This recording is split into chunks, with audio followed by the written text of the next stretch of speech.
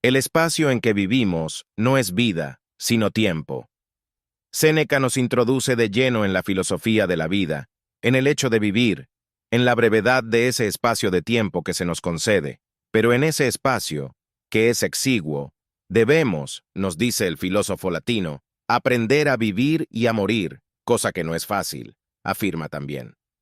Al parecer, sigue diciendo el maestro, algunos grandes hombres que han existido, a pesar de renunciar, abandonar y desprenderse de todo aquello que les servía de rémora, como las riquezas, empleos y placeres, para aprender a vivir, muchos de ellos dejaron este mundo confesando que no lo consiguieron.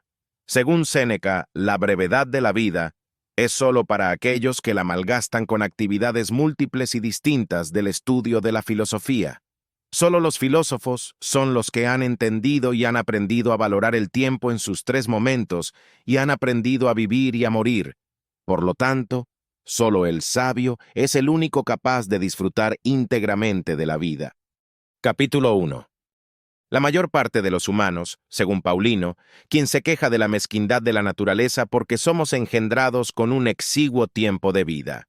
El tiempo que se nos ha concedido corre tan veloz, tan rápido que, a excepción de unos cuantos, al resto la misma vida nos priva de la existencia en el preciso momento en el que aprendemos a vivir. Este mal común no solo afecta a los ilustres varones, sino también al imprudente vulgo, según opina la mayoría. De ahí la exclamación del más famoso de los médicos: la vida es breve, pero el arte permanece. Hipócrates. De ahí parte también el litigio, aunque no nos guste, de Aristóteles contra la naturaleza de las cosas, cuando dice: la naturaleza ha sido muy condescendiente con la especie de los animales, ya que éstos pueden llegar a vivir 15 o 10 siglos. Por el contrario, el hombre creado para muchas y grandes empresas, el límite de su vida es mucho más reducido. Realmente no es que tengamos poco tiempo, sino que lo perdemos muy pródigamente. La vida es suficientemente larga si se organiza y se distribuye bien, pero cuando se disipa el tiempo por el lujo y la negligencia, cuando se malgasta en cosas inútiles y finalmente, cuando vemos que llega el último momento, entonces es cuando nos damos cuenta de que la vida ya se nos ha ido sin llegar a comprender cómo.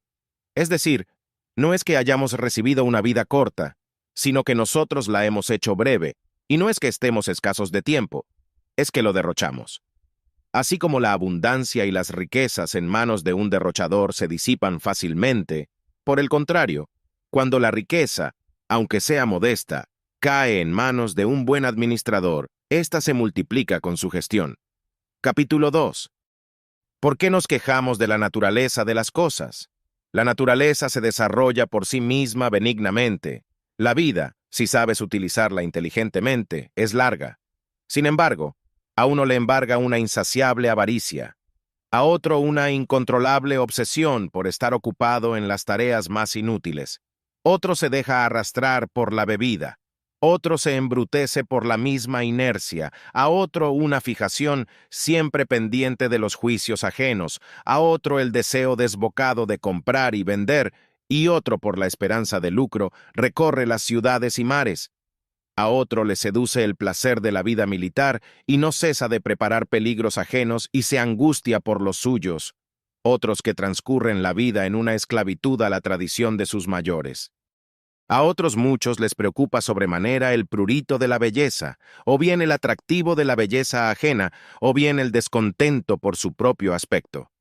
A una gran mayoría, que no saben dónde va, inconstante y displicente consigo misma, una vaga ligereza los zarandea con absurdas decisiones. A los que no les gusta que le marquen el camino que deben seguir, a veces el destino les sorprende perezosos y decaídos, y así el más grande de los poetas, y yo no lo pongo en duda, a modo de oráculo dijo: la parte de vida que vivimos es exigua. Por lo demás, es cierto que todo el espacio que vivimos no es vida sino tiempo. Los vicios nos apremian y nos rodean por doquier y no nos permiten resurgir ni dirigir los ojos al descubrimiento de la verdad, por el contrario, nos mantienen inmersos y clavados en las pasiones. Nunca se les permite recurrir a sí mismos, si alguna vez, por azar, les llega la tranquilidad, como sucede en la profundidad del mar en el que, aún después de cesar el viento, la agitación permanece. Es decir, jamás para ellos existe el verdadero descanso, precisamente por causa de sus propios placeres. ¿Piensas acaso lo que yo puedo decir sobre estos cuyos vicios son inconfesables? Obsérvalos cómo van en busca de su felicidad. Son asfixiados por sus propios bienes. Cuán gravosas son las riquezas para muchos. Cuánta angustia les proporciona a otros tantos la elocuencia e inquietud cotidiana por demostrar su ingenio y sabiduría. Cuántos enferman por causa de sus propios placeres. Qué poca libertad les proporcionó aquella masa de clientes que les rodeaban. Finalmente, los vicios afectan a todos, desde las clases más ínfimas hasta las más elevadas. Esta cita a juicio: aquel se presenta, aquel está en peligro, aquel se defiende, aquel otro emite sentencia. Nadie mira por sí mismo, cada uno se va acabando mientras se preocupa del otro. Pregunta sobre aquellos cuyos nombres son más conocidos, y observarás que lo son más por sus cualidades, así. Este es admirador de aquel, y aquel de este, y tristemente nadie de sí mismo. Después, la indignación de algunos es demencial. Se quejan del fastidio que les producen sus superiores, porque no están dispuestos a recibirlos cuando ellos quieren. ¿Quién osaría quejarse de la soberbia del otro cuando él nunca tiene tiempo para preocuparse de sí mismo? Sin embargo, aquel, cualquiera que fuese, te recibió en algún momento. Eso sí, con cara displicente, aquel otro prestó atención a tus palabras, aquel te aceptó a su lado. Por el contrario, tú jamás te miraste a ti mismo, ni siquiera te dignaste a escucharte a ti mismo. No es correcto que imputes a otro esas obligaciones que, con toda seguridad, si tú las realizaras, no solo no querrías estar con el interesado, ni siquiera podrías examinarte a ti mismo. Capítulo 3. Aunque sin duda, todos los grandes genios que se han destacado a lo largo de los tiempos convenían en una sola cosa, en que jamás será suficientemente reconocida por la ceguera del alma humana, que nadie permite que su hacienda sea ocupada por otro, y si se produce y si se origina alguna discusión sobre el límite de sus tierras, aunque sea pequeña, rápidamente recurren a los objetos arrojadizos y a las armas. Permiten, sin embargo, que otros se inmiscuyan en sus propias vidas, y al mismo tiempo ellos mismos introducen a sus futuros propietarios. No existe nadie que quiera repartir sus riquezas, en cambio, ¿cómo distribuye cada uno su vida en lo que quiere? Son muy estrictos en la conservación de su patrimonio, sin embargo, cuando llega el momento de despilfarrar el tiempo, son muy pródigos, y al mismo tiempo, por el contrario, son avariciosos por retenerlo, y eso es lo realmente honorable. Así pues, me gustaría en este momento que alguno de los más ancianos estuviera presente y decirle: sabemos que tú has llegado a la más alta edad de la vida y que pesan sobre tus espaldas más de 100 años. Adelante, recuerda los años vividos, evalúa de cuánto tiempo eres acreedor, cuánto tiempo te robó tu amiga, tu señor, cuánto tiempo te absorbió tu cliente, cuánto tu esposa en vuestras discusiones, cuánto los castigos de los criados, cuánto tus idas y venidas obligadas a lo largo de la ciudad. Añade aquellas enfermedades que contrajimos por nuestra culpa. Entonces comprobarás que son menos años de los que enumeras. Trae de nuevo a tu memoria cuando tomaste una decisión si aquel día transcurrió como habías pensado. ¿Qué partido sacaste en tu propio provecho? ¿Cuál fue tu aspecto habitual? ¿Cuán intrépido fue tu ánimo? ¿Qué beneficio te procuró tu trabajo a lo largo de tu extensa vida? ¿Cuántos te robaron parte del tiempo de tu vida y tú no eras consciente de que la perdías? ¿Cuánto dolor inútil, cuánta alegría vana, cuánto placer ávido, cuánto tiempo se llevó consigo las largas conversaciones absurdas y cuán exiguo el tiempo que quedó para ti? Reconocerás entonces que has muerto prematuramente. Capítulo 4. ¿Dónde está, por lo tanto, la causa de todo esto? Vivís como si fuerais a vivir siempre. Jamás tenéis presente vuestra fragilidad. No os detenéis a pensar en el tiempo ya transcurrido. Lo perdéis como si lo poseyerais de pleno y en abundancia, cuando quizás ese día que se ha dedicado a cualquier persona, o bien a algún otro quehacer, sea precisamente el último. Del mismo modo que, como mortales tenéis miedo de todo, así como inmortales deseáis poseerlo todo. Oirás a muchos que dicen: a los 50 me entregaré al descanso, a partir de los 60 me retiraré de mis obligaciones, y pregunto: ¿a qué fiador de tan larga vida te acoges? ¿Quién te permitirá transcurrir la vida según tú dispones? ¿No te da vergüenza reservar para ti lo restante de tu vida y destinar para la virtud solo ese tiempo que no podrías dedicar a otra cosa? ¿No será tarde comenzar a vivir cuando se ha de morir? Cuán necio es olvidarse de nuestra mortalidad y aplazar hasta los 50 y 60 años los sanos propósitos y luego querer comenzar otra nueva vida a unos años a los que pocos llegaron. Así pues, observarás que se escapan palabras de la boca de los hombres más poderosos y de los que han llegado a lo más alto, y dicen que desean el descanso, que lo elogian, que lo prefieren a todos sus bienes, que desean ante todo abandonar el puesto alcanzado, si todo queda seguro, puesto que, aunque nada externo ya les estimulé, su misma fortuna se les cae encima por sí sola. El divino Augusto, a quien numerosos dioses le favorecieron, más que a ningún otro, no cesaba de pedir el descanso, el relevo del Estado. En todos sus cursos siempre expuso lo mismo, que deseaba el tiempo libre con la dulce esperanza de que algún día se atenuaran sus responsabilidades y poder vivir para sí. En una carta al Senado prometió que su descanso no iba a estar vacío de dignidad, ni tampoco iba a estar nostálgico de su fama anterior. Estas son sus palabras. Sin embargo, sería preferible que estas cosas se llevaran a cabo con mayor brillantez más que prometerlas. No obstante, ese deseo del tiempo libre, tan deseadísimo, me produce gran satisfacción, hasta saborear con antelación algo de la dulzura de la palabra descanso, aunque la alegría de ese momento se retrase todavía. Tan grande es la fuerza, me parece a mí, de la palabra descanso, que ya la saboreaba con el pensamiento, ya que no podía disfrutarla en realidad. Él que veía que todas las cosas dependían de él, que él era quien proporcionaba la suerte a los hombres y a los pueblos, contentísimo pensaba en el día en que abandonaría toda su responsabilidad y grandeza. Él conocía suficientemente cuánto sudor había costado aquel bienestar patente para todos los países conquistados, cuántas inquietudes ocultas arrastraba, mero ante los ciudadanos, luego ante los colegas, y muy recientemente se sintió obligado a combatir contra las armas de los aliados y derramó la sangre por mar y por tierra. No solo a lo largo de Macedonia, Sicilia, Egipto, Siria y Asia, sino también a lo largo de todo ese escenario de guerra, llevó la sangre romana y llevó al cansado ejército a combatir contra pueblos extranjeros.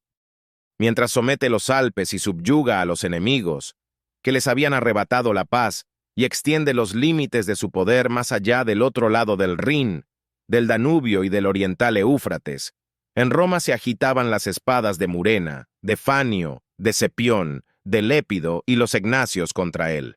Aún no habían terminado las amenazas de estos, cuando su propia hija y numerosos jóvenes nobles, arrastrados por el adulterio como un sacramento, hacían temblar su quebrantada vida, y al mismo tiempo Cleopatra con Marco Antonio eran motivo de preocupación.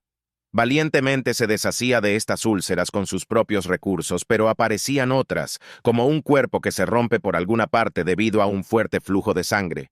Por esto mismo deseaba el descanso, el ocio, y se refugiaba en la esperanza del descanso, y con este pensamiento soportaba todos los trabajos. Este era el deseo de aquel que habría podido realizar el deseo de los demás. Capítulo 5. Marco Tulio Cicerón, acosado por los partidarios de Catilina, los de Clodio, los de Pompeyo y los de Craso, en parte enemigos declarados, en parte amigos dudosos, mientras se debate con la República y la sostiene, cuando ésta se está yendo en picada, entregándose hasta las últimas consecuencias, ni siquiera se quedó tranquilo en las situaciones propicias, ni supo soportar con paciencia las adversas. ¿Cuántas veces detestó su propio consulado, no sin motivo alabado, pero sin exceso? ¿Cuántas palabras de queja escribió en algunas de sus cartas a Ático, una vez ya vencido Pompeyo, el padre, mientras todavía su hijo intentaba en España restablecer la derrotada armada? «Me quedaré en mi villa Tusculano semilibre», decía Cicerón. Después añade otras tantas cosas que deplora de su primera época, se queja de las del momento presente y desconfía de las del futuro. Cicerón se llamó a sí mismo semiliberto. Por Hércules nunca jamás un sabio procedió de un linaje tan humilde. Jamás él será un semilibre gozando siempre, como está, de una libertad íntegra y sólida, dependiendo no solo de su propio derecho, sino que estará por encima de los demás. ¿Qué puede estar por encima de aquel que está por encima de la fortuna? Capítulo 6. Livio Druso, hombre cruel y vehemente, tras haber promovido las nuevas y provocadoras leyes de los hermanos Graco, rodeado por una ingente multitud procedente de toda Italia, no sabiendo prever el final de los acontecimientos, ni permitía llevarlas a cabo, ni se sentía libre para abandonarlas ya comenzadas, y execrado por su vida turbulenta desde que alcanzó la mayoría de edad. Se dice que en una ocasión había hablado así: ni siquiera de niño jamás he disfrutado de un día de descanso. En efecto, siendo aún impúber y después adolescente, osó defender ante los jueces arreos y hacer prevalecer ante el foro su influencia, tan eficazmente que consta que algunos juicios fueron escamoteados por él. ¿Por qué una ambición tan inmadura no se pudo atajar en su momento? Se sabe que una audacia tan precoz generaría un enorme peligro, no solo público sino también privado. Así pues, más tarde él, sedicioso y con fuerza ante los tribunales, se quejaba de que ni siquiera siendo niño disfrutó de un día de fiesta. Se duda de si él mismo se quitó la vida. En efecto, una vez recibida una herida en la ingle, falleció. Alguien dudó de si él mismo se quitó la vida, pero nadie dudó de que su muerte fuera muy oportuna. Es inútil recordar a otros muchos que parecen ser más felices que los demás, pues estos mismos dieron el verdadero testimonio en sí mismos, quienes nos aportaron todo lo realizado a lo largo de su vida. Sin embargo, con estas querellas, no hicieron cambiar a otros ni a ellos mismos, pues, aunque se quejaron con palabras, sus afectos se deslizaban hacia las costumbres habituales. Vuestra vida, por Hércules, aunque supere los 1000 años, podría reducirse a casi nada. Estos vicios devorarán los siglos. En verdad, este espacio de tiempo que la razón alarga y la naturaleza recorre con avidez, es obligatorio que huya de vosotros con toda rapidez. En efecto, ni vosotros os apoderasteis del tiempo, ni lo retuvisteis, ni determinasteis la destrucción de todo fenómeno, pero os permitisteis perder el tiempo como algo inútil y irreparable. Capítulo 7. Cito entre los primeros a aquellos que no hacen nada, sino que viven entre el vino y el placer. En efecto, están ocupados en los asuntos más torpes. Los restantes, aunque son poseídos por la vana fama de la gloria, sin embargo, se equivocan con toda magnificencia. Aunque me enumeres a los avaros o a los iracundos, quienes ejercitan los odios más injustos o bien las guerras más injustas, todos estos pecan más virilmente. La deshonesta corrupción de los proyectos está precisamente en la gula y la lujuria. Examina la vida entera de estos. Fíjate más bien cuánto tiempo pasan calculando, asediando, temiendo por algo. Cuánto tiempo halagando a otro, cuánto siendo halagado. Cuánto tiempo emplean en compromisos propios y ajenos. A cuántos convites asisten, que lo toman como obligaciones propias. Comprobarás, no obstante, que esas mismas obligaciones no le permiten ni respirar, sean estas agradables o desagradables. Finalmente, entre tantas ocupaciones, es lógico que no puedan ser realizadas perfectamente por un hombre tan sumamente ocupado. Ni la elocuencia, ni las disciplinas liberales pueden ser asimiladas profundamente cuando el espíritu está tan atareado. Sin embargo, rechaza todo lo que nos han inculcado. Para el hombre tan ocupado no hay nada más importante que vivir, y nada más difícil que la sabiduría. Los profesores de otras artes, según la opinión popular, son muchos. Las artes que, como algunos piensan, deben ser aprendidas perfectamente por los niños, de tal manera que incluso ellos mismos podrían enseñarlas. Se aprende que la vida es para vivirla, y lo más admirable es que durante la vida se debe aprender a morir. Numerosos son los hombres que, abandonados todos los obstáculos, habiendo renunciado a las riquezas, a las obligaciones y a los placeres, vivieron hasta una avanzada edad, con el único objetivo de saber vivir.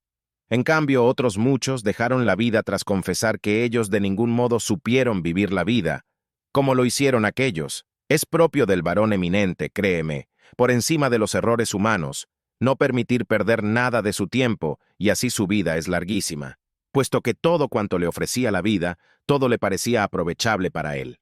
Nada, por lo tanto, dejó sin cultivar, ni fue ocioso, y nada dejó bajo la responsabilidad de otros, ni en efecto, receloso de su tiempo, nada encontró digno de ser cambiado por él. Así para él, la vida le fue suficiente, en cambio, para aquellos, que la política les arrebataba gran parte de su vida, necesariamente la consideraban corta. No tienes por qué pensar que aquellos, de vez en cuando, no comprendan su propio daño, y también oirás que la gran felicidad también pesa sobre aquellos que pasan la vida entre multitud de clientes, o bien entre acciones judiciales, o bien entre honestas miserias, los oirás exclamar de vez en cuando: no me dejan vivir, ¿qué es lo que no te deja vivir? Todos aquellos que acuden a ti luego te abandonan. ¿Cuántos días te robó aquel reo? ¿Cuántos días aquel candidato? ¿Cuántos días te arrebató aquella anciana, ya agotada, tras liquidar a sus herederos? ¿Cuántos días aquel que fingía estar enfermo y así provocar la avaricia de los que pensaban heredar sus bienes? ¿Cuántos días aquel amigo mucho más poderoso que tú, que realmente no te consideraba amigo, sino que te tiene únicamente en calidad de un buen adorno? Examina tus cuentas, te digo, y revisa los días de tu vida. Verás claramente que son pocos y ridículos los que te quedan. Aquel que, tras haber conseguido el poder político al que optó, de inmediato pensó en abandonarlo, tras decirse a sí mismo: ¿cuándo pasará este año? Como aquel que preparó los juegos, pensando que obtendría un gran éxito, también se preguntó a sí mismo: ¿cuándo terminarán? Aquel patrocinador que arrasa en todo el foro y completa la fiesta con un gran concurso de obras teatrales más allá de lo que puede ser visto y oído, se dijo: ¿cuándo se terminará el espectáculo? Precipitan su vida quienes trabajan por el afán del futuro o los hastiados de los asuntos presentes. Pero aquel que dedica todo su tiempo a sus propias obligaciones, que lleva en orden todos los días de su vida como si fuera el último, y no desea ni teme el día de mañana, ¿qué le puede aportar a este hombre añadir a su tiempo una hora más? Conoce todas las noticias, todos los hechos los ha experimentado hasta la saciedad.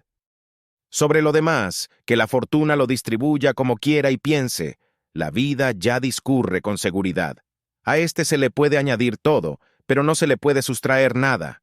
Se le puede añadir, de la misma manera que se le añade algo a un alimento ya maduro y pleno, algo que ya no desea consumir. No es exacto que, porque una persona tenga muchas canas y su cutis esté muy arrugado, pienses que ha vivido mucho. No es que haya vivido mucho, sino es que ha vivido intensamente. ¿Qué dirías de aquel que navegó mucho, que fue arrojado más de una vez del puerto, arrastrado por las aguas de aquí para allá, y que por la fuerza de los furiosos vientos recorrió todo el orbe? No es que aquel navegara mucho, sino que fue muy zarandeado por el mar. Capítulo 8. Suelo admirarme cuando veo a algunos que solicitan más tiempo y a esos mismos, a quienes se lo piden, que se muestran muy complacientes en dárselo. Tanto uno como el otro observa por qué motivo perdieron el tiempo, pero ni uno ni otro supieron responder, pues normalmente es como si nada se perdiera ni nada se ganara. En efecto, se pone en juego la cosa más preciada de todas, el tiempo. Sin embargo, aquellos se engañan, ya que el tiempo es una cosa incorpórea, que no está bajo nuestros ojos, y por esto mismo es considerado como algo despreciable y que no tiene valor alguno. La renta anual, los víveres, los hombres lo aceptan con mucha alegría y para conseguirla se distribuyen su labor, su trabajo y su diligencia. Nadie considera el tiempo, se sirven de él relajadamente como algo gratuito. Pero al mismo tiempo verás a esos de mal humor si ven próximo el peligro de muerte, entonces suplican de rodillas a los médicos. Si temen ser condenados a muerte, están dispuestos a embargar todos sus bienes con tal de vivir, tan grande es la angustia que sienten. Pues si pudieran hacer un cómputo de los años del futuro, como se hace de los años que ya han pasado, ¿de qué modo temblarían al constatar los pocos años que les quedan? Qué fácil y exiguo es distribuir el tiempo con el que cuentan. Ese tiempo con el que cuentan de momento deben cuidarlo con esmero porque desconocen cuándo les va a faltar. Ni tampoco es verdad lo que tú piensas, que ellos desconocen cuán precioso es el tiempo. Estos suelen decir, a los que aman sinceramente, que están dispuestos a darles parte de sus años. Se lo dan sin comprender nada, de tal manera que se lo quitan a sí mismos, pero ese gesto generoso no aumenta la vida de los otros, pero no se dan cuenta de que se lo están quitando. Por eso les resulta tolerable la pérdida de algo que se les oculta. Nadie recuperará los años, nadie te los devolverá de nuevo. La vida avanzará desde su comienzo, no volverá atrás ni se detendrá por ningún tumulto, ni nadie advertirá su velocidad. se desliza silenciosamente. No se demorará ni por el mandato del rey, ni por el favor del pueblo. Así como la vida fue iniciada en su carrera desde el primer día, así seguirá corriendo y nunca volverá atrás ni nunca se detendrá. ¿Qué sucederá? Tú estás ocupado. La vida se precipita. La muerte, entre tanto, se presenta, por lo cual, quieras o no, es necesario que te desprendas de todo. Capítulo 9. ¿Acaso puede existir alguien tan necio? Hablo de aquellos que tienen sensibilidad, que prescinda de su prudencia, que esté excesivamente ocupado, que construya su propia vida pensando en cómo puede vivir mejor. Dirige sus proyectos con visión de futuro y a largo plazo, cuando precisamente en la mayor dilación está la pérdida de la vida. Ella, la vida, en primer lugar, nos arrebata este día. Ella nos arrebata lo presente mientras nos promete el futuro. Al mismo tiempo, la espera es el máximo impedimento para vivir, ya que mientras está pendiente del mañana, pierdes el día de hoy. Te preocupas de los proyectos que están en manos de la suerte, pero te olvidas de los que tienes entre manos. ¿A dónde miras? ¿A dónde quieres llegar? Todos los acontecimientos que están por llegar son inciertos. Vive el momento presente. Aquí, el mayor de los poetas, Virgilio, inspirado por un divino temor, canta este himno saludable. El día más hermoso en la vida de los desgraciados humanos es el primero que huye. ¿Por qué dudas? Dijo. ¿Por qué te retrasas? Si no lo aprovechas, el tiempo huye, y aunque estés muy ocupado, igualmente huirá. Así pues, se lucha contra la velocidad del tiempo, como se lucha contra la velocidad de un torrente que no siempre se ha aprovechado en su rápida marcha. Esto también viene muy bien para reprobar vuestras infinitas reflexiones, puesto que no hablo de una óptima época, sino de un día cualquiera.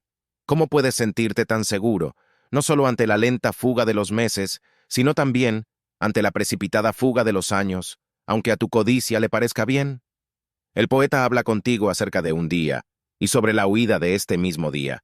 ¿Acaso alguien duda de que para los desgraciados humanos, especialmente los que están tan ocupados, que el día más hermoso es el primero que huye? La vejez oprime sus ánimos todavía pueriles, y llegan a ella inexpertos y desarmados. Nada en efecto han previsto. De repente cayeron en ella con una actitud negativa, no saben enfrentarse a ella cotidianamente. Del mismo modo que o bien un discurso, o una lectura, o una intensa reflexión, a veces confunden a los viajeros y no se dan cuenta de que han llegado a la meta antes de lo previsto, así es el camino de la vida que todos recorremos con la misma velocidad, pues tanto que estemos vigilantes, como si estamos durmiendo, como si estamos ocupados, no nos damos cuenta hasta que llegamos al final. Capítulo 10. Quisiera agrupar en 3 partes el argumento de lo que he expuesto, pues se me ocurren muchas cosas a través de las cuales yo probaría cuán breve es la vida para aquellos que están tan ocupados. Fabiano, que no procedía de los filósofos dedicados a la enseñanza, sino que pertenecía a los verdaderos y antiguos filósofos, solía decir: contra el ímpetu del placer se ha de luchar con virilidad y no con sutileza, como no se puede atacar una fortaleza enemiga con pequeños asaltos, sino con una impetuosa carga. No admitía cavilaciones y añadía: se debe luchar con contundencia, no detenerse en pequeños ataques. La vida se divide en 3 épocas: lo que fue en el pasado, lo que es en el momento presente y lo que será en el futuro. La parte de lo que vivimos es breve, ya que es dudoso lo que vamos a vivir, solo es seguro lo que hemos vivido. Así pues, en este hecho la suerte perdió todo su derecho, dado que esta realidad no se puede someter al capricho de nadie. Los que están muy ocupados se olvidan de esta realidad. Para ellos no hay tiempo para examinar los hechos pasados, y si lo tuvieran les resultaría desagradable el recuerdo de lo que debieran arrepentirse. Así pues, traen de mala gana a colación el tiempo pasado mal aprovechado, y no se atreven a recordar sus propios vicios, ya que estos mismos vicios podrían arrebatar el placer a algún deleite del momento presente. A nadie, a no ser aquel que tiene bajo control la censura de todas sus acciones y que no se engaña a sí mismo, le gusta remover libremente su pasado. Aquel que deseó ambiciosamente, que despreció soberbiamente a los demás, el que venció sin su propio esfuerzo, el que engañó insidiosamente, el que acumuló con toda avaricia, el que derrochó pródigamente con toda seguridad, temerá traer a la memoria el recuerdo de sus acciones. Con toda esa parte ya pasada de nuestra vida es sagrada e irrevocable. Ha sobrepasado todos los acontecimientos humanos. Es arrastrada fuera del reino de la suerte, a la que ya ni las desgracias de las enfermedades acosa, ni puede ser turbada ni arrebatada. La posesión de la vida pasada es perpetua e intrépida. Están presentes todos los días pasados, uno por uno, así como cada uno de los momentos. Todos los hechos del tiempo pasado, cuando los juzguéis, se os harán presente, se detendrán ante vosotros a vuestro capricho, y serán examinados a vuestro placer, cosa que no tienen tiempo de hacer los que están tan sumamente ocupados. Es propio de una mente segura y sosegada recorrer toda su vida anterior. Por el contrario, el espíritu de los que están tan ocupados ni pueden reflexionar ni observarse a sí mismos, como si estuvieran bajo un yugo. Así sus vidas van hacia el abismo, y como nada aprovechan, aunque tú digas lo contrario, y no subestiman lo que recibieron y guardaron, así tampoco no les importa el tiempo que se les otorgó, ni siquiera el lugar donde refugiarse. Esta idea se transmite a través de espíritus temerosos y golpeados. El tiempo presente es brevísimo de tal manera que para algunos es nulo, pues en efecto, el tiempo está en movimiento, fluye y se precipita. Se desea antes de que llegue y no se soporta su demora, más que el mundo o las estrellas, cuyo incesante y continuo movimiento jamás le permite permanecer en un mismo lugar. Así pues, el tiempo presente solo les pertenece a los que están muy ocupados, porque el tiempo es tan breve que no puede ser atrapado, y esta misma realidad arrastra a los muy ocupados, y pese a todo, el tiempo también se les escapa. Capítulo 11. ¿Finalmente quieres saber cuán poco viven estos de los que hablamos? Observa cuánto tiempo les hubiera gustado vivir. Los ancianos, ya decrépitos, mendigan en sus ruegos la concesión de algunos pocos años más. Incluso fingen ser más jóvenes. Se lisonjean de su propia mentira y se engañan tan libremente como si engañaran igualmente al destino. Ciertamente los movió alguna cobardía ante la muerte, del mismo modo que sienten pavor al morir, no tanto por la muerte en sí, sino del modo que les fue arrebatada la vida. Gritan a viva voz que ellos fueron realmente necios, porque no vivieron realmente, y si por casualidad salieran de su enfermedad, entonces dicen que vivirán en total descanso. Piensan entonces cuán frustradamente prepararon aquellas cosas, que luego no supieron disfrutar de ellas, y en qué vacío ha quedado todo su trabajo. ¿Acaso la vida no es larga para aquellos que no se dedicaron intensamente al negocio? Nada, en absoluto, se delega, nada se dispersa hacia un lado o hacia otro, nada se deja ya a manos de la fortuna, nada a la negligencia, nada se le resta a su duración, nada es superfluo. Toda ella, la vida, como diría yo, está en rédito. Así pues, cualquiera que sea su extensión, es suficiente y así, cuando nos llegue el último día, el sabio no dudará de ir al encuentro de la muerte con paso firme y seguro. Capítulo 12. Quizá me preguntes a quiénes llamaría yo los muy ocupados. No es que pienses que yo llamo así a aquellos que hay que acudir a los perros para echarlos de los tribunales, ni a los que verás que son invitados galantemente a abandonar su propio foro, o bien a los que con mayor bochorno son echados de foro ajeno, ni a los que sus obligaciones les arrojan de sus propias casas del mismo modo que los echan de foros extraños, ni a los que son bastón de los pretores que se ejercitan en el lucro infame o en cualquier otro negocio donde poder aprovecharse. Están ocupados en cualquier tipo de ocio, bien en su casa de descanso o bien en su propio lecho. En medio de su soledad, renegarán de todo. Están incluso mal consigo mismos, porque sus vidas no solo pueden denominarse ociosas, sino que su ocupación es desidiosa. Tú llamas ocioso a aquel que con preciada sutileza reúne vasos de Corinto, que deseado por el furor de unos pocos se ha hecho famoso en poco tiempo, que pasa la mayor parte de sus días limpiando láminas de metal oxidadas. ¿Quién se sienta? ¡Qué crueldad! Ya ni siquiera luchamos contra los vicios romanos como espectador de los niños luchadores impregnados de grasa. ¿Quién separa sus reses por la edad o por el color de su piel? ¿Quién prepara a los atletas más jóvenes? ¿Qué opinas? ¿Llamas tú ociosos a aquellos que se pasan multitud de horas en la casa del peluquero, bien para cortárselo si le creció durante la noche anterior, bien para consultar acerca de cada uno de sus cabellos, bien, una vez cortado, cómo restituirlo, bien colocándoselo hacia un lado o hacia otro, o bien colocárselo hacia la frente para que disimule su calvicie?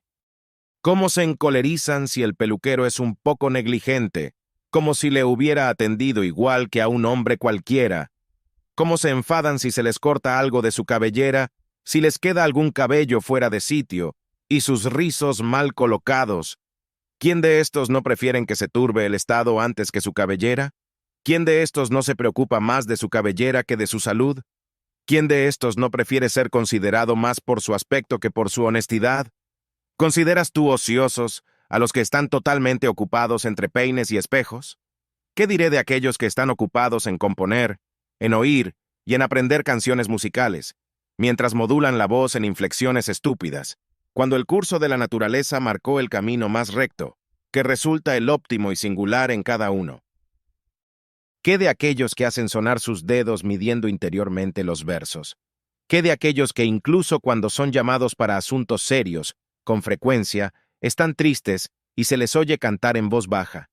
Estos no tienen descanso, sino que son adictos al trabajo. No, por Hércules, yo no les organizaría los convites en los momentos de ocio, cuando los veo tan solícitos ordenando sus vajillas de plata, cuán diligentemente cuidan el arreglo de las túnicas de sus criados, cuán pendientes están de la forma que el cocinero presenta el jabalí en la mesa, con qué velocidad se mueven sus pajes, una vez dada la señal para chamuscar el cerdo, hacia sus responsabilidades, con qué arte descuartizan las aves, ni excesivamente pequeñas, ni en enormes trozos, con qué cuidado los infelices criados limpian los vómitos de los ebrios invitados. A partir de estos hechos cogen fama de su elegancia y delicadeza, de tal forma que en todos los acontecimientos de la vida les persiguen estas obsesiones hasta tal punto que ni beben ni comen sin esa ostentación. Ni siquiera podrás enumerar entre los ociosos a aquellos que se hacen llevar de aquí para allá en sus literas o silla de manos para acudir a todas horas a sus gestiones, como si no pudieran abandonarlas en ningún momento. A estos se les debe avisar cuando deben bañarse, cuando deben ir a nadar, cuando deben cenar, y hasta tal punto se dejan llevar por sus excesos de molicie que no pueden saber por sí mismos si tienen o no apetito. Oigo a uno de estos tan delicados, si puede llamarse deliciosa vida el hecho de olvidarse de su propia vida y de sus costumbres, cuando al salir del baño transportado en brazos de sus esclavos hasta la silla preguntó, ¿ya estoy sentado? ¿Acaso piensas que éste desconoce si está sentado, si vive, si ve, si está descansando? No es fácil saber si hay alguien más desgraciado que aquel que ignora estas cosas o finge que las ignora. Muchos son conscientes del olvido de otras tantas cosas, y otros muchos lo fingen, y ambos seguros, disfrutan de los vicios como argumento de felicidad. Se considera propio de un hombre humilde y digno de desprecio saber lo que se hace. Ahora corre, y dime que los comediantes mienten mucho para ridiculizar nuestra molicie. Por Hércules, olvidan muchas más cosas que las que fingen, pues tan numerosos son los increíbles vicios, resumidos en uno solo, a los que se llegó en este siglo, hasta tal punto que ya podemos poner en tela de juicio la negligencia de los cómicos. Que exista alguien que esté tan condicionado por sus placeres, que pregunte a otro si está sentado. Así pues, dicho hombre no está ocioso, mejor que le impongas otro nombre. Ese hombre está enfermo, mejor dicho, muerto. Está ocioso aquel que tiene el sentido de su ociosidad. Este está realmente solo, está semivivo, pero a quien es necesario asignarle un espía para comprender los hábitos de su propio cuerpo. ¿De qué modo se puede decir que este hombre es señor de su tiempo? Capítulo 13. Sería muy largo de contar cómo pasaron cada uno de ellos su vida, bien como mercenarios, bien jugando a la pelota, bien poniendo su cuerpo al sol. No están ociosos porque sus negocios les reportan muchos placeres, pues nadie pondrá en duda que no hacen nada quienes se entretienen en estudios literarios inútiles, que ya entre los ciudadanos romanos hay un gran número. Ya también entre los griegos existía esa misma enfermedad, de perder el tiempo en buscar el número de remeros que llevó Ulises en su periplo. Si primero se escribió la Ilíada o la Odisea, si eran del mismo autor, y así otras tantas notas de la misma categoría, que si bien las consigues averiguar en nada, ayuda a tu fuero interno. Y si las divulgas no por eso pareces más sabio, por el contrario, te buscarás mayores molestias. Pero también a los ciudadanos romanos les invadió el deseo vano de aprender cosas inútiles. En estos días he oído que alguien hacía referencia a las cosas que cada uno de los generales romanos había hecho el primero. Duilio fue el primero que venció en una batalla naval. Curio Dentato fue el primero que hizo desfilar elefantes en su triunfo. Estas cosas realmente, aunque no llevan a la verdadera gloria, sí que nos muestran las hazañas de nuestros ciudadanos. Tal ciencia es verdad que no se consideran importantes para el futuro, pero sin embargo, es lo que nos mantiene orgullosos por el brillante aspecto de los hechos. También referimos esto a quienes se preguntan quién fue el primero que persuadió a los romanos a subir a una nave. Fue Claudio, apodado Caudex, por el hecho de que había entramado entre sí muchas maderas y entre los antiguos a esto se llamaba códex. De ahí que más tarde se llamara códice a las tablillas públicas y también, hoy día, a las naves que desde época antigua se desplazan con víveres a lo largo del Tíber y a las que llamaron desde entonces caudicarias. Sin duda viene al caso el hecho de que Valerio Corvino fue el primero que conquistó la ciudad de Mesina, y el primero de la familia de los Valerio que tomó para sí el nombre de Mesana, y poco a poco fue denominado por el pueblo, que cambió las letras, Mesala. ¿Me permites ahora decir que Lucio Sila fue el primero que dejó que los leones salieran al circo sueltos, cuando la costumbre era que salieran atados y que para matarlos fueron enviados arqueros por el rey Boco? Esto, sin duda, también se contará. ¿Acaso es de algún provecho saber que Pompeyo fue el primero que entregó, para diversión del pueblo, a 18 elefantes al circo para ser descuartizados por hombres criminales? Príncipe de la ciudad, el mejor entre los antiguos príncipes, según la tradición, memorable por su eximia bondad, pensó, según la costumbre, castigar a los criminales con un nuevo espectáculo de suplicio. ¿Combatiendo entre sí? No, eso era poco. ¿Acribillándose entre sí con lanzas? Tampoco, son exterminados por la mole ingente de aquellos animales. Sería mejor olvidar estas cosas a no ser que luego algún poderoso aprendiera y decidiera hacer una acción tan inhumana. Cuánta obscuridad obnubila nuestra mente ante la gran prosperidad. Aquel, Pompeyo, entonces, se cree que está por encima de la naturaleza de las cosas, cuando enfrentó a una caterva de hombres desgraciados contra feroces animales nacidos bajo otro cielo, cuando entabló una lucha a muerte entre fuerzas tan dispares, cuando ante la presencia del pueblo romano derramó tanta sangre, y más aún, él mismo se vería más tarde obligado a derramar su propia sangre, cuando traicionado por la perfidia alejandrina, se entregó a un esclavo para que lo matara con su propia espada. Finalmente, así su sobrenombre príncipe quedó vacío de sentido.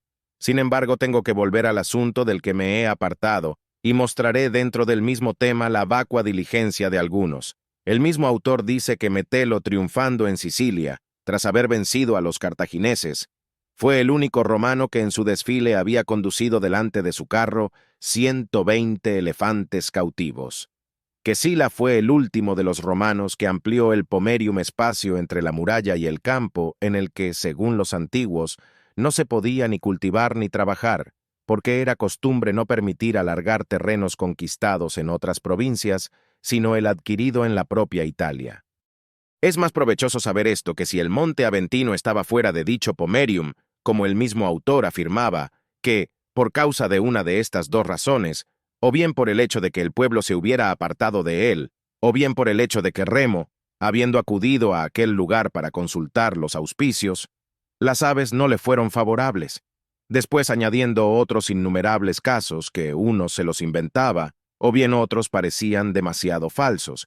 Pues como tú consideras que estos hablan de buena fe y que escriben con garantía, sin embargo, ¿de quién podrán subsanar los errores? ¿De quién podrán frenar las pasiones? ¿A quién nombrarán como el más fuerte, el más justo, el más liberal? Entretanto, nuestro Fabiano decía que él dudaba si era mejor no dejarse arrastrar por ninguno de esos estudios que implicarse en ellos. Capítulo 14. De todos estos hombres, solo están relajados quienes se dedican a la sabiduría, los que viven retirados, pues en efecto, no solo benefician a la época en que viven, sino que acercan a ella todas las generaciones posteriores. Todo lo que se realizó en años anteriores se les adjudicó a ellos. Todo se acrecentó por ellos. Y si no somos muy ingratos, hemos de reconocer que aquellos hombres ilustrísimos elaboraron sagradas normas que nos sirvieron de pauta para vivir la vida. Generalmente somos arrastrados por el esfuerzo ajeno para llegar a las cosas más hermosas sacadas desde la oscuridad a la luz, por estos mismos varones. Ningún siglo se nos ha vedado, pues somos admitidos en todos los acontecimientos y, si por la grandeza del alma se nos permite alejar las angustias de la imbecilidad humana, hay mucho tiempo para podernos distanciar de ella. Nos está permitido debatir con Sócrates, dudar con Carneades, descansar con Epicuro, vencer a la naturaleza del hombre con los estoicos y rebasarla con los cínicos. También nos está permitido avanzar con la naturaleza de las cosas hacia la asociación de todas las épocas. ¿Y por qué partiendo de una vida exigua y caduca no nos entregamos a ella con todo el ánimo? Al estudio de aquellas cosas que son importantes, cosas que son eternas y que son comunes a los mejores hombres. Estos, quienes discurren por varios oficios a lo largo de la vida, se excitan a sí mismos y a los demás. Cómo enloquecieron, cómo recorrían cada día las casas de todos los vecinos y no pasaban de lejos ante la casa con las puertas abiertas, cómo a través de mansiones muy diferentes hacían circular un rebuscado saludo con la esperanza de una recompensa. ¿Cuántos pudieron ver, ni siquiera a uno de estos, atraídos por los múltiples placeres de una gran urbe como Roma? ¿Cuántos fueron los que, o bien el sueño, o bien la lujuria, o bien la inhumanidad les alejó de aquellos? ¿Cuántos habrá que, simulando prisa, harán esperar a otros durante largo tiempo? ¿Cuántos habrá que evitarán encontrarse con los clientes en el atrio y huirán a través de accesos oscuros, como si fuera menos inhumano burlarse de ellos que despedirlos? ¿Cuántos somnolientos por la borrachera del día anterior y acosados por aquellos desgraciados que interrumpen su sueño para recibir a un extraño repetirán una y mil veces, con los labios balbucientes, el mismo nombre, pero pronunciándolos a medias con una indiferencia insultante? Pensamos que estos se entretienen en los verdaderos oficios, y estos, sin duda, dirán que quieren tener relación muy estrecha y familiar con Zenón, cotidianamente con Pitágoras y Demócrito, y con los demás padres de las buenas artes, y con Aristóteles y Teofrasto. Ninguno de estos estará desocupado. Ninguno de estos permitirá que nadie que acuda a ellos se vaya sin ser más feliz y afectuoso de lo que era antes. Ninguno permitirá que alguien se vaya con las manos vacías de su casa. De noche y de día están dispuestos a reunirse con todos los mortales. Capítulo 15. Ninguno de estos te obligará a morir, pero todos te enseñarán a morir. Ninguno tendrá en cuenta tus años, pero todos te proporcionarán con alegría los suyos. La conversación de ninguno de ellos será maligna, tampoco su amistad será peligrosa, ni su observación ante tus hechos será costosa. Sacarás de ellos lo que quieras, pero ellos no impedirán que tú tomes lo mejor de lo que puedas desear tener. Cuánta felicidad, cuán hermosa será la vejez para aquel que practique relación con su clientela. Tendrá que deliberar con estos sobre asuntos leves e importantes, a los que consultará cotidianamente sobre sí mismo, a los que escuchará la verdad sin engaño, será alabado sin adulación, y encontrará entre ellos a alguno que quiera parecerse a él. Solemos decir que no depende de nuestra responsabilidad la elección de nuestros padres. Por el contrario, nos han sido dados por suerte. A los hombres buenos se nos ha permitido nacer a nuestro arbitrio. Existen familias del más alto abolengo. Elige pues a cuál quieres unirte, pero no solo serás adoptado a su renombre, sino también a sus bienes, que nunca serán custodiados, ni sórdida ni descuidadamente. Por el contrario, serán más numerosos cuanto más estén repartidos. Estos te proporcionarán el camino hacia la eternidad y te elevarán hacia aquel lugar de donde nadie te podrá arrojar. Esta es la única idea para prolongar la vida mortal. Mejor aún, para convertirla en inmortal. Los honores, los monumentos, todo lo que o bien la ambición ordenó con decretos, o bien construyó con su trabajo, todo ello se hundirá rápidamente. Nada hay que más tarde no sea demolido ni deteriorado por el paso del tiempo, pero la sabiduría a los que consagró no puede hacerles daño. A la sabiduría ninguna época la abolirá, ninguna la hará disminuir. La época siguiente y la posterior siempre irán aportando algo a su veneración. Puesto que la envidia se mueve a nuestro alrededor, nos admiramos más sinceramente cuando la vemos colocada más lejos. Así pues, la vida del sabio es muy accesible. Ni siquiera él mismo cierra el campo a los demás. Solo él, del género humano, se salva de las leyes. Todas las generaciones venideras le venerarán como a un dios. ¿Dejó pasar algo de tiempo? Él lo guardó en el recuerdo. El tiempo apremia, lo aprovecha al instante. El tiempo que ha de venir se adelanta a él. La recapitulación de los tiempos en uno le proporciona una vida más larga. Capítulo 16. La vida de aquellos que se olvidaron del pasado es brevísima y agitadísima. Reniegan del presente y temen el futuro. Cuando llegan al final de la vida, reconocen demasiado tarde los desgraciados que no hicieron nada después de estar tan sumamente ocupados. No hay argumento para probar lo que tú piensas, que estos viven una larga vida porque de vez en cuando invocan a la muerte. Su frenesí los fustiga con afectos inseguros y los precipita en esa misma muerte que temen. Con frecuencia optan por ella, la muerte, porque la temen. Tampoco es verdad aquel argumento de los que dicen que viven largo tiempo, porque a ellos el día se les hace muy largo hasta que llega la hora de cenar y se quejan de que las horas pasan muy lentas, pues cuando las ocupaciones les abandonaron, ellos, a su vez, quedaron también abandonados en el ocio y no saben cómo disponer del tiempo que consumen. Así pues, procuran tener alguna ocupación y el tiempo que emplean para hacerlo se les hace muy gravoso, tanto por Hércules, como cuando se hace público el día de lucha de los gladiadores, o bien se hace público el día de algún otro espectáculo, o bien algún día de diversión, y se desea que pasen pronto los días intermedios.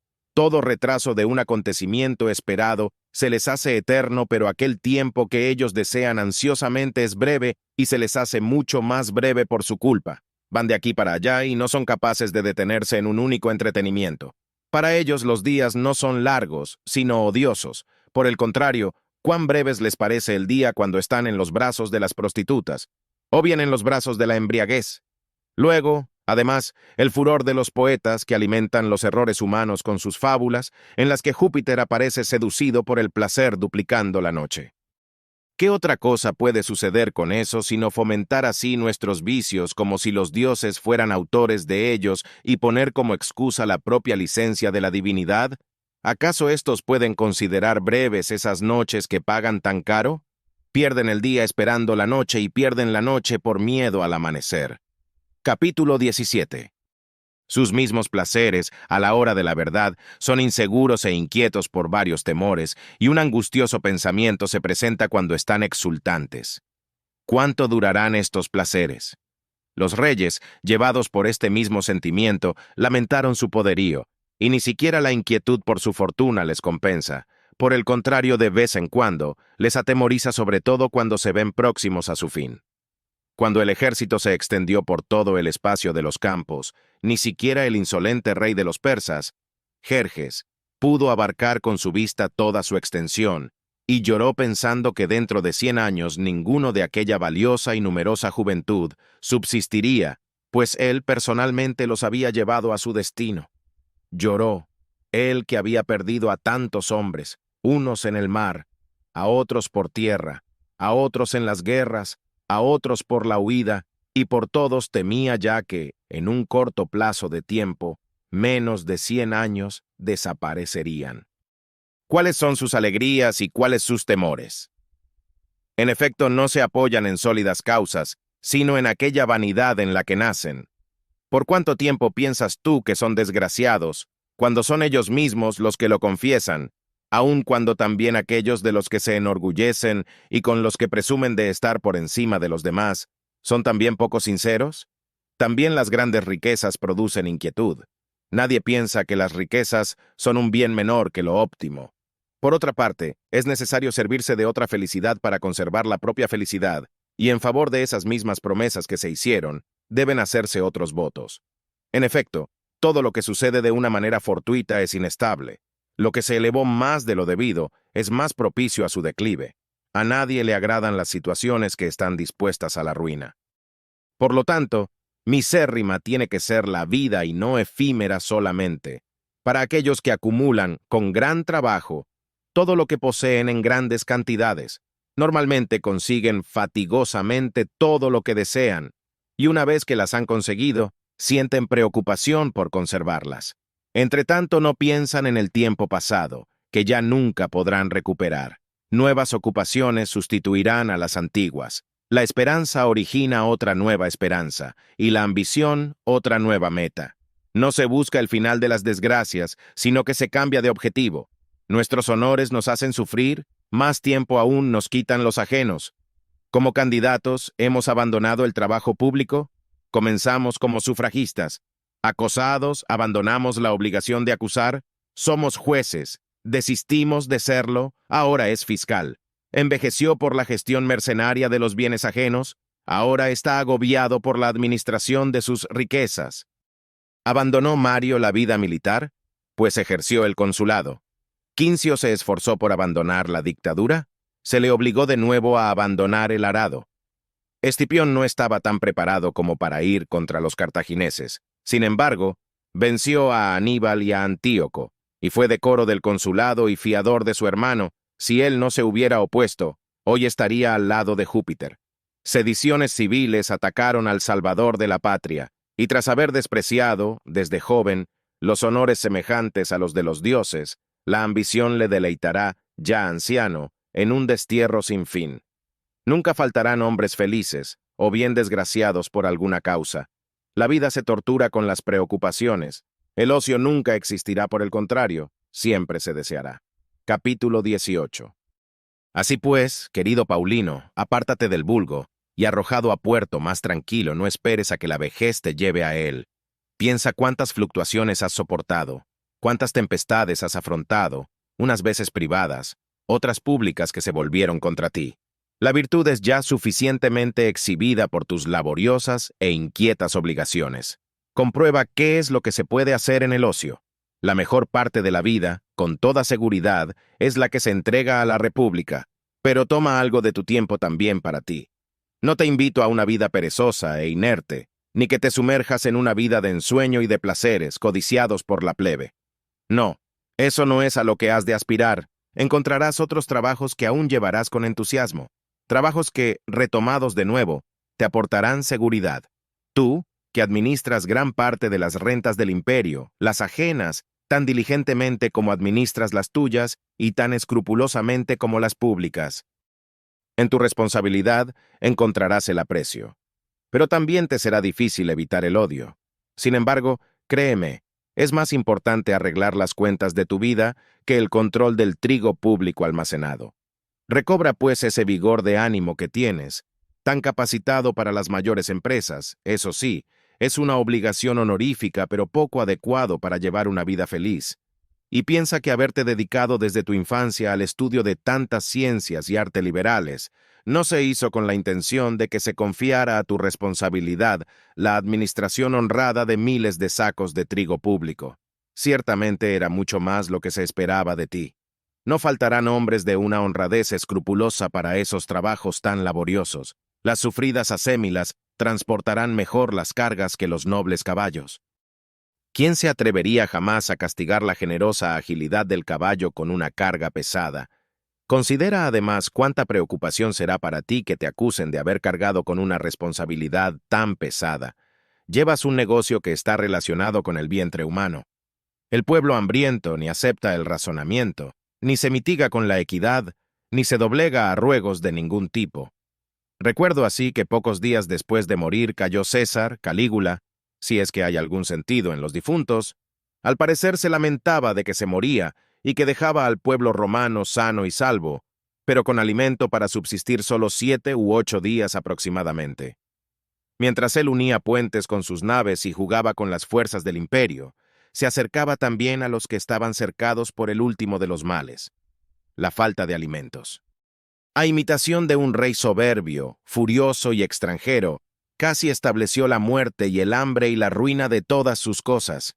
¿Qué ánimo tuvieron entonces aquellos a quienes se les encomendó la administración del alimento público, las armas, el hierro y el fuego? Con sumo disimulo ocultaban tan grandes males en las entrañas del Estado. En efecto, así como algunos grandes males han de ser curados sin ser conocidos por los propios enfermos, así muchos murieron sin saber la causa de su enfermedad. Capítulo 19. Por lo tanto, Paulino, dedícate a ocupaciones más tranquilas, seguras y más selectas. ¿Acaso piensas que es lo mismo dedicarse al cuidado del trigo para que se mantenga en buenas condiciones en los alolíes, defenderlo del fraude y de que no se pudra en el hórreo, de que no se pudra por la humedad o se recaliente, de tal manera que no responda a la medida o peso justo, que si te dedicas a investigar cuál es la materia de los dioses, cuáles son sus placeres, cuál es su condición, cuál es su forma, qué destino le espera a tu ánimo cuando la naturaleza nos desata de nuestros cuerpos abandonados, qué es lo que mantiene el equilibrio de las cosas más importantes de este mundo, que sostiene suspendidas las cosas inferiores, y lo lleva al sumo fuego, desvía a las estrellas de su recorrido indicado, y después las demás cosas llenas de grandes milagros? ¿Acaso tú, una vez abandonada esta tierra, quieres volver a contemplarla con tu espíritu? Ahora, mientras la sangre te hierve y estás en pleno vigor de tus fuerzas, ahora debes llevar a cabo las mejores decisiones. En este tipo de vida te esperan muchas clases de bienes: el amor y el uso de la virtud, el olvido de los placeres, la sabiduría de vivir y de morir, y la profunda calma de la naturaleza. Capítulo 20. Ciertamente la condición de todos los que están ocupados es mísera, y ciertamente es aún más mísera la condición de aquellos que ni siquiera se entregan a sus ocupaciones, sino que duermen el sueño ajeno, que se mueven según el ritmo de otro, se alegran de amar y de odiar según le indican. Y estos son los más libres de todos. Estos, si quieren saber cuán breve va a ser su propia vida, que piensen cuánto tiempo de ella ha sido verdaderamente suya. Así que, cuando vieres cómo se impone varias veces la toga a un magistrado y que su nombre es famoso en el foro, no sientas envidia, estos hechos son preparados para menoscabo de su vida. Para que un solo año sea enumerado con su nombre, es preciso que malogren todos los años de su vida.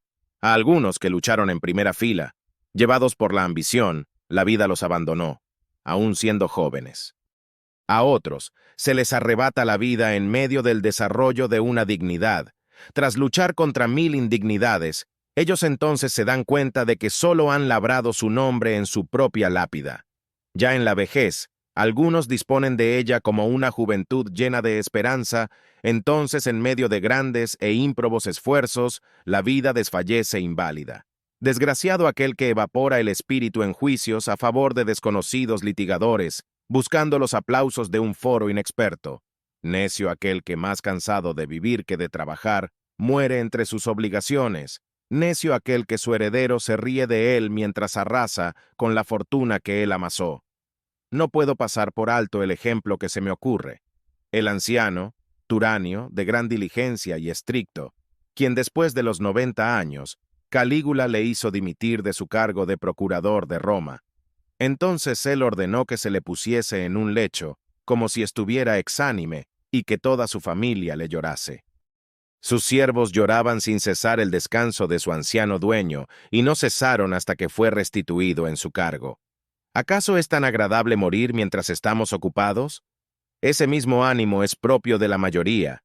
El placer del trabajo en ellos es más halagador que su capacidad, cuando luchan contra la incapacidad del cuerpo y no consideran la vejez como algo grave, sino que les aparta del trabajo.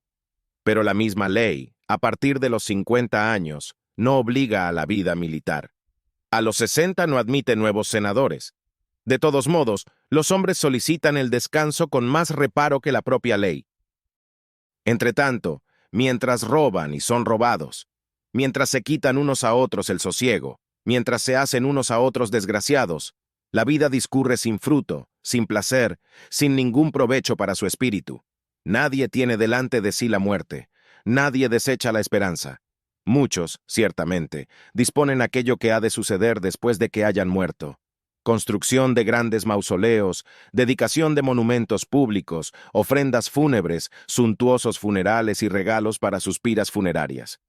Para mí, por Hércules, mejor hubiera sido que estas exequias se hiciesen como si hubiera vivido poco, es decir, reducirlas a lo mínimo, hachas encendidas y candelabros, como el de sus sirvientes. Gracias por unirte a nosotros en esta exploración de la brevedad de la vida. Espero que las reflexiones compartidas te hayan inspirado a vivir con mayor conciencia y plenitud. Si deseas seguir explorando obras que enriquecen el alma y expanden la mente, te invito a que sigas conectado con Libros Maestros.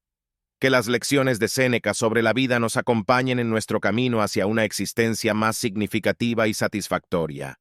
Hasta pronto, y que la sabiduría continúe iluminando nuestro viaje.